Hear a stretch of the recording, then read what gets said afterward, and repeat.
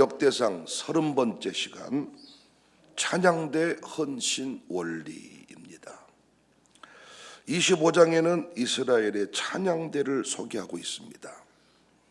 이스라엘의 찬양대는 역시 레이의 세 아들 게르손과 고핫, 무라리의 후손들 중에서 탁월한 찬양 인도자들이 나오게 되었습니다. 1절 말씀, 다윗이 군대 지휘관들과 더불어 아삽과 헤만과 여두둔의 자손 중에서 구별하여 섬기게 했다. 그런데 여러분, 다윗이 찬양대를 선발하고 지도자를 세우는데 군대 지휘관들과 함께 일하는 것을 볼 수 있습니다. 1절에 다윗이 군대 지휘관들과 더불어, 이것은 다른 말로 표현하면 찬양대는 영적 군대라는 이야기입니다. 실제로 역대하 20장 22절에 여호사밧이 연합군과 대단한 전쟁을 치룰 때 찬양대를 앞서는 것을 볼 수가 있습니다. 찬양대는 손에 칼이나 방패를 들지 않았지만은 하나님 앞에서는 찬양하는 군대였습니다. 그래서 찬양하는 사람들의 의식이 새로워져야 돼요. 군대로 치면 최정예 부대인 셈입니다. 전쟁을 할 때 최정예 부대를 가장 먼저 보내듯 모든 예배 가운데 찬양대가 먼저 나갑니다. 우리가 하늘문을 여는 예배를 드리려면 찬양대가 먼저 준비가 돼야 돼요. 그래서 찬양 인도자는 레이의 세 족속 중 훈련된 자로 세웠습니다. 찬양은 단순히 음악이 아닙니다. 영적 전투입니다. 영적 제사입니다. 다윗이 세운 찬양 인도자는 세 사람인데 아삽, 헤만, 여두둔, 이들에게 훗날 아들들이 많이 생겼어요. 그런데 그 아들들이 또 부모를 이어서 찬양대가 되고 악기를 연주하게 되었습니다. 2절, 아삽의 아들들은 삭굴과 요셉과 느다냐와 아사렐란이, 이 아삽의 아들들이 아삽의 지휘 아래 왕의 명령을 따라 신령한 노래를 하며, 3절에 보면 여두둔에게 이르러서는 그의 아들들, 4절 헤만에게 이르러는 그의 아들들, 아버지 뒤를 이어서 아들들이 모두 찬양 인도자가 되었다. 참 귀한 일입니다. 우리 교회도 신앙과 더불어서 사역이, 사명이 계승되는 일들이 일어나고 있습니다. 6절에 이들이 다 그들의 아버지의 지휘 아래 재금과 비파와 수금을 잡아 여호와의 전에서 노래하여 하나님의 전을 섬겼으며 아삽과 여두둔과 헤만은 왕의 지휘 아래 있었다. 그러니까 오늘 본문을 보면 하나님을 찬양하는데 아주 익숙한 자들의 숫자가 288인입니다. 역시 이들을 12명으로 팀을 이루어서 24계조로 나누었습니다. 9절부터 보시면 12명이요 반복해서 31절에 보면 24제로는 마무리되죠. 성경책에 나와 있다고요. 여러분, 나를 쳐다보고 있으면 어떻게 하라는 겁니까? 9절부터 보면 12명 반복되고 31절에는 24제. 여기서 우리는 오늘날 교회에서 운영되는 찬양대의 모습을 점검할 필요가 있습니다. 조를 나누어 운영했다는 것은 항상 감격으로 준비하여 드리게 하는데 목적이 있습니다. 저희 교회는 모든 예배를 찬양대와 함께 드리고 있습니다. 새벽 예배도 찬양대를 세워서 함께 깊은 예배 자리로 나아가고 있습니다. 특별한 모습이라 여겨져요. 특세가 아닌데 특별한 찬양으로 영광을 돌립니다. 중요한 사실은 다윗 시대의 찬양대와 이 시대 찬양대 사이에 큰 차이가 있어요. 저희 교회는 이거 오래전부터 깨달아서 많이 찬양대에 이런 모습들이 반영이 되었지만 여전히 교회에서 운영하는 찬양대가 이런 내용들을 잘 모르지 않나. 제가 오해할 만큼 많이 차이가 있습니다. 이 시대의 찬양대의 모습을 보면 첫 번째, 대원들의 신앙 수준보다 음악성을 더 강조합니다. 영적 군대라는 의식이 없어요. 오히려 세계적인 합창단 의식을 가지고 있어요. 그래서 말씀과 기도를 제치고 음악 공부와 음악가로서의 이력 관리에 집중을 합니다. 그런데 군대 지휘관들과 함께 일하는 사람이 찬양 인도자입니다. 그러니까 교회 찬양대는 영적 군사로 훈련된 자들이어야 돼요. 다윗 시대는 특별히 구별된 레인, 그것도 구별된 가문에서 찬양대를 세웠습니다. 이 시대는 누구나 다 은혜로 찬양대를 섬길 수 있으나 여전히 찬양대는 결코 음악 위주의 합창단이 되어서는 안 된다는 겁니다. 악기를 아무리 연주를 잘해도 그 사람이 이태리에서 유학을 하고 왔어도 우리 교회로 치면 새벽 기도하는 신앙 없으면 찬양대 세우면 안 된다. 자기만 노래할 때 찬양대원 노래할 때만 새벽에 나오고 나머지는 안 나온다. 이 정도도 저는 세워서는 안 된다고 보는 겁니다. 영적 수준이 가장 우선이에요. 그리고 순종을 잘해야 돼. 그런데 찬양 인도자들이 곤조가 셉니다. 꼬라지가 더러워요. 순종을 안 해요. 아주 자기 중심입니다. 이런 사람은 군대 지휘관과 함께 움직일 수가 없는 거죠. 지휘관의 핵심은 뭐예요? 왕의 명령 아래 있는 자다. 그런데 오늘날 찬양 사역자들이 목사를 이겨먹습니다. 예배 안에 찬양이라고 하는 파트가 함께간다는 사실을 망각한 채 자기 독보적인 순서로 흘러가 버립니다. 앞으로 우리 교회는 대원들의 음악 수준을 제가 재능을 따라 뽑지 않겠다는 것이 아니고 재능이 얼마든지 사용돼야 됩니다. 그러나 그것보다 우선돼야 될 것은 대원들의 신앙 수준입니다. 두 번째, 이 시대의 찬양대와 다윗의 찬양대의 차이는, 다윗의 찬양대는 신령한 노래, 애언적인 노래를 부르는 찬양대였는데 이 시대는 대곡 중심으로 흘러갑니다. 1절에 보면 신령한 노래를 하게 하였다. 2절에도 신령한 노래를 하며 3절에도 신령한 노래를 하며, 여기서 신령한 노래를 했다는 것은 하나님의 말씀을 선포했다는 개념입니다. 그래서 찬양의 핵심은 곡이 아니라 선율이 아니라 가사입니다. 가사가 본질입니다. 하나님의 말씀을 선포하는 개념입니다. 위대하신 하나님을 드러내는 노래여야 되는데 오늘날 많은 노래가 우리끼리 위로송, 우리끼리 축복송, 하나님의 위대하심을 선포하는 애언적인 노래, 신령한 노래라기보다는 우리끼리 서로 파티하는 인간적인 가사가 너무 많다는 거예요. 그래서 우리 선조들은 공적인 예배일수록 복음성가 부르지 마라, 공적인 예배일수록 찬송가만 불러라, 이렇게 했던 때가 있어요. 왜냐?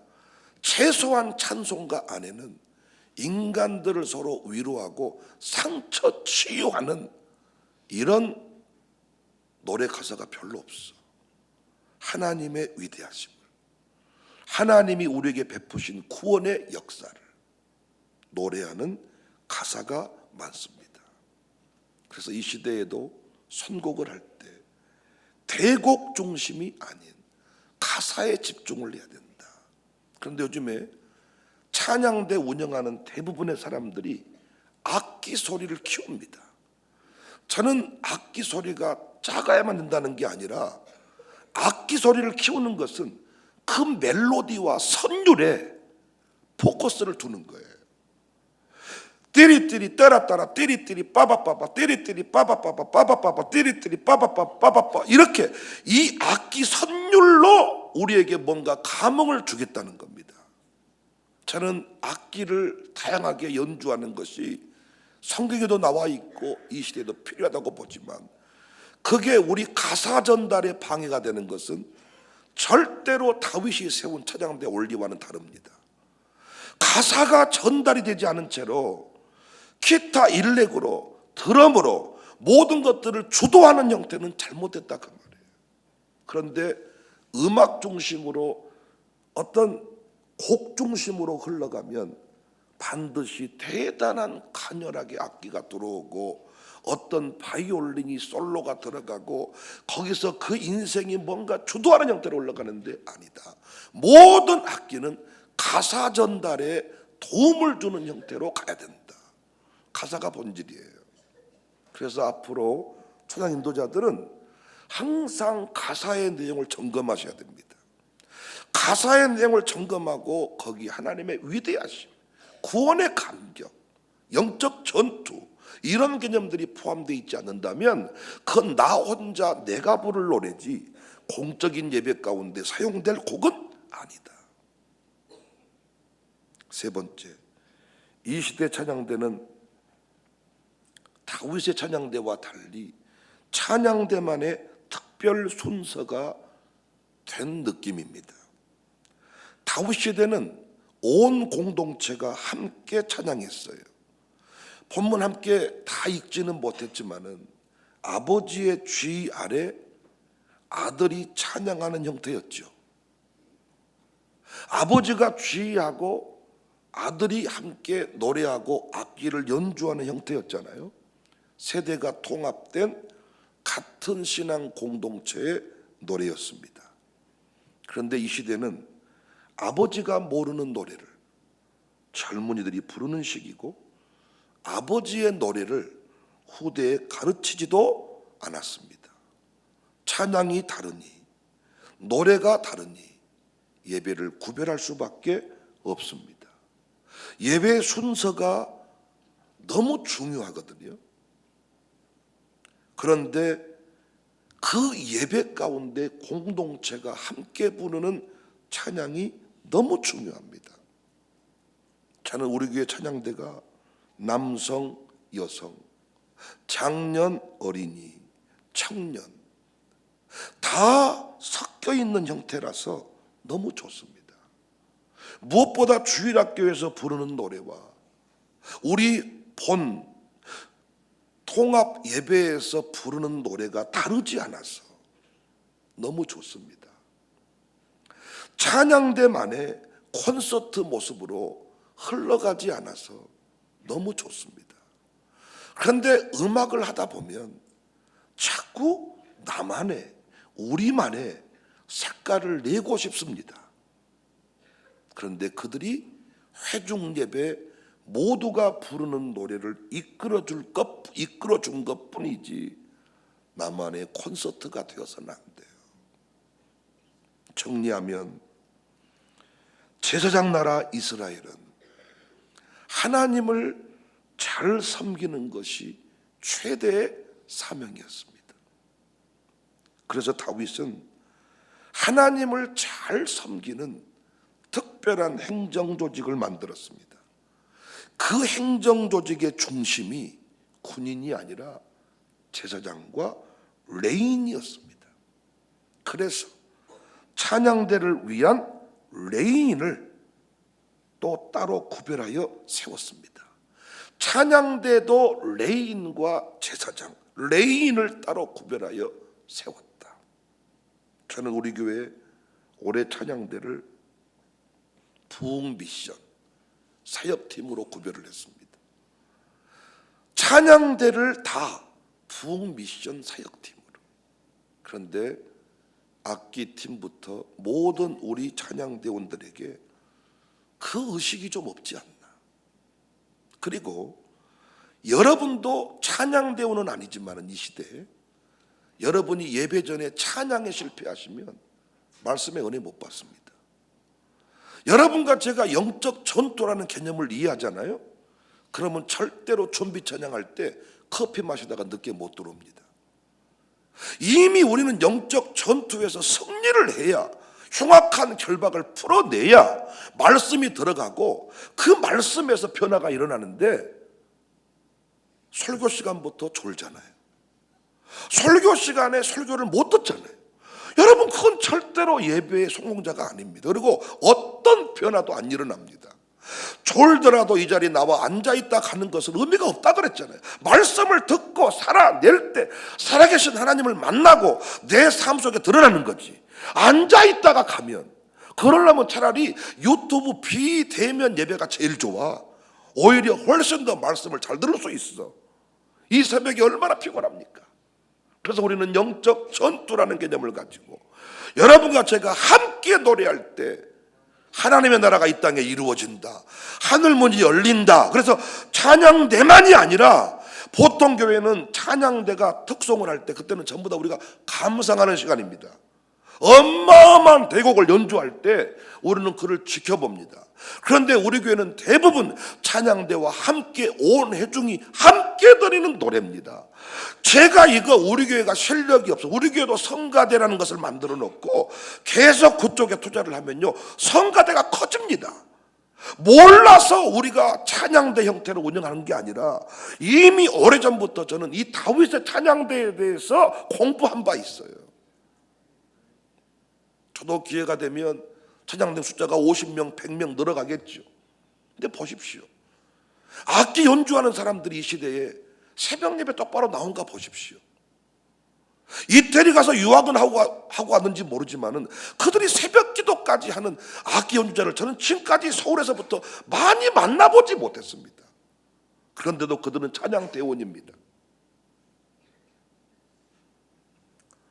드럼 한 번도 배운 적이 없어도 나는 그가 이 의식을 가지고 있다면 그가 드럼을 칠 때 원수 마귀는 벌벌 떨고 도망갈 겁니다. 그러나 그가 드럼 치는 교수여도 찬양대가 영적 군대라는 의식이 없다면 그의 드럼은 사람의 귀를 아름답게 감동을 줄 수는 있어도 마귀는 절대 그 드럼을 두려워하지 않을 겁니다. 나는 우리 교회가 새벽마다 찬양대를 운영하는데 아프다고 안 나오고 뭐 한다고 안 나오고, 그리고 찬양대를 이끌어가는 그 찬양 사역자들이 설교자와 같은 그런 구별된 의식이 조금 부족하지 않나. 절대로 내가 찬양을 맡았을 때는 빠지면 안 돼. 설교 강사가 설교하기로 해놓고 새벽에 안 오는 거 봤습니까? 찬양대는 숫자가 많다 보니까 나 한 사람쯤이라고 빠져도 되는 겁니까? 난 아니라고 보는 겁니다. 악기도 내가 악기를 맡았으면 어떤 일이 있어도 그 악기 내가 맡은 그 시간에는 그걸 감당해내야 되는 겁니다. 바쁘다고 어쩌다고 이렇게 하면 예배 전체가 무너진다. 모든 예배에 찬양대가 먼저 가잖아요. 군대에서 정예부대가 먼저 간다니까요. 그래서 찬양대가 준비되지 않으면 예배 전반적인 분위기가 틀어지고 성령의 임재는 사라진다. 저는 찬양대와 함께 세계를 누비기를 원합니다. 모든 예배마다 승리와 회복을 경험하기를 원합니다. 우리는 제사장 나라인데, 우리 청사 공동체가 제사장 공동체인데, 우리가 하나님을 잘 섬길 때 탄핵 전국도 끝난다니까요. 제사장이 어떻게 하나님을 섬기냐에 따라서 백성의 아픔이 제거가 된다니까요. 하나님을 잘 섬기는 원리 중에 우리가 드리는 찬양의 원리가 포함이 되어 있단 말이에요. 그래서 예배 시간마다 찬양할 때 입을 다물고 있으면 안 돼요. 손뼉 치자 그러면 손뼉을 쳐야 돼요. 나의 목소리로 하자 그러면 나의 목소리로 해야 돼요. 악기와 모든 것이 조화를 이루어야 돼요. 그렇게 예배할 때 우리 예배 가운데 악신이 떠나가고 병도 고침받고 하나님 나라 확장이 이루어진다는 것을 믿으시기를 바랍니다. 샬롬 찬양팀 특히 우리 학생들이 많이 섞여 있는데 학생들에게 그 의식을 정확하게 심어줘야 돼. 내가 왜 이 자리에 서 있는지를 알고 그 일을 감당할 때 그들도 우리도 더불어 은혜받게 될 것입니다. 나는 민주가 유학 떠날 때까지, 다시 공부하러 떠날 때까지 하나님이 새벽 특송하라 그랬습니다. 제가 그냥 민주 새벽에 나오게 하려고 한 거 아닙니다. 성령께서 감동줘서 말한 겁니다. 잘 감당할 때 민주에게도 우리 모두에게도 위대한 간증을 하나님이 허락하실 줄을 믿습니다. 그래서 우리 교회가 새벽마다 찬송을 하는데, 찬양대가 서서 운영을 하는데 많은 분들이 우리 교회 새벽 실시간 링크를 보고 물어보더라고요. 새벽에도 찬양대를 세우십니까? 찬양대제를 세우십니까? 서울에 사는 분도 물어보고 부산에 사는 분도 물어보고 새벽에 그렇게 찬양대 운영하는 게 어렵지 않습니까? 목사님들이 다 새벽 찬양대가 필요한 걸 알지만은 특송 정도 어떤 부서를 세우기는 해도 경배와 찬양팀 운영 못하는 것 같습니다. 새벽에 예배가 그렇게 중요하게 정리되어 있지 않는 것 같아요. 우리 교회는 바울과 실라가 찬양할 때 옥문이 열렸습니다. 모든 막혀있는 것이 뚫렸습니다. 찬양의 능력을 경험하고 예배가 강력해지기를 주님의 이름으로 축복합니다.